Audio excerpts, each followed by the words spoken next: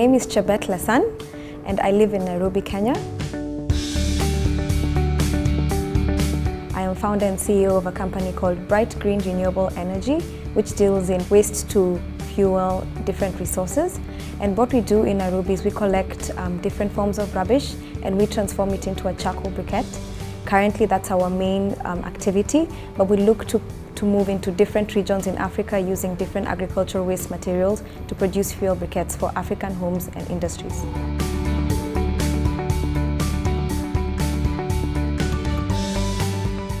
I went to university in University of Nairobi, which is based in Nairobi, Kenya, and I studied product design.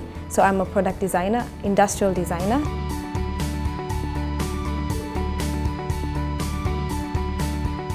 I've always been very interested in technology. So when I was in my fourth year of university, I was designing a braille book for blind students, for visually impaired students in Kenya. And I came across a team from MIT that was working on a couple of technical projects, and we got involved together. And a few months later, we traveled to Tanzania, where we lived in a community in the slopes of Mount Kilimanjaro that had a very big problem with fuel. So we developed a technology where we would compress different forms of char. Char is basically biomass that has been broken down into simpler forms of carbon, and we would compress this and form a charcoal briquette for them. So when I came back home, I thought, well, how can this project that I've learned about help my community? So we looked around at our different forms of waste that we have, and we asked ourselves, how can we use this waste to develop a fuel for these Nairobians? Because currently they were having very many issues with charcoal production. I mean, the deforestation in the country is at an alarming rate. So we decided to go into this project basically to improve lives of people and to save deforestation and provide a cheaper alternative source of fuel. The interesting thing about our factory is we make everything from waste.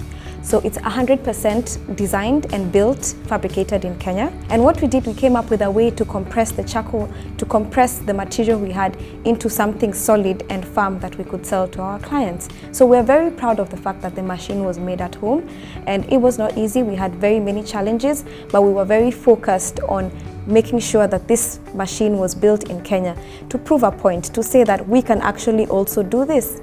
And something very interesting also about our machinery is it's made from scrap metal, it's made from used gears, and everything is made from waste of another production. So it's very interesting to note that our raw material is waste, our production is waste, and the entire production line is made out of waste material. And this is just to make the product more authentic and more green in every way that we possibly can.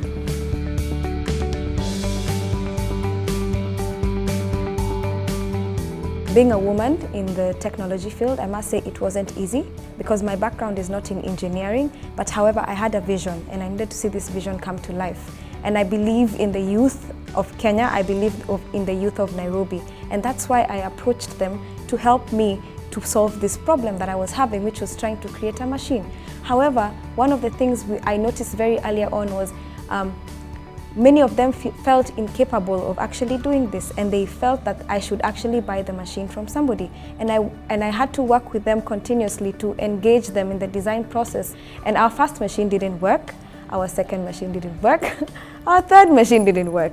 It's actually the fourth machine that we had a breakthrough with, and now it produces up to 3 tons every day. So we're very proud of ourselves. One of the challenges for me was working as a woman in a male-dominated industry.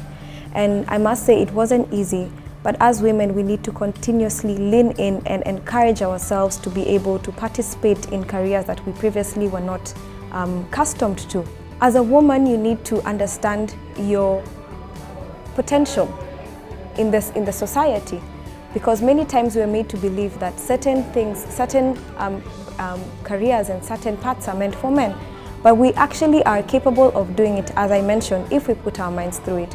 One way I would encourage women to do is to lean into more of these technologies, lean into engineering.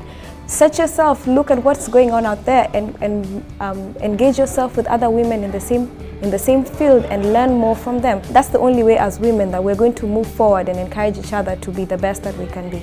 I personally am a leader in my company. I'm the visionary behind everything.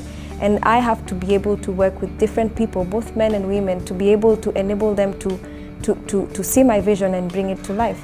So as women, I would like to encourage you to move forward with whatever you need to do. Put your mind into it. There's nothing for men, there's nothing for women. It's all for us. As long as you set your mind to it, you can do it.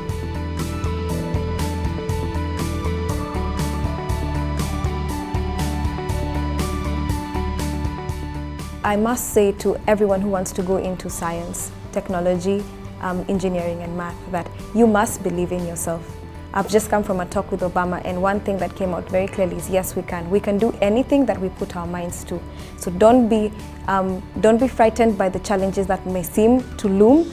You must focus your mind on the goal, and every hiccup that you hit along the road, take it as a learning step, take it as a learning stone, and use it to make yourself and what you want to do better. And always believe in yourself, no matter what you do. Every day, talk to yourself, encourage yourself, and ensure that your mind always believes that it can do what it puts its mind to.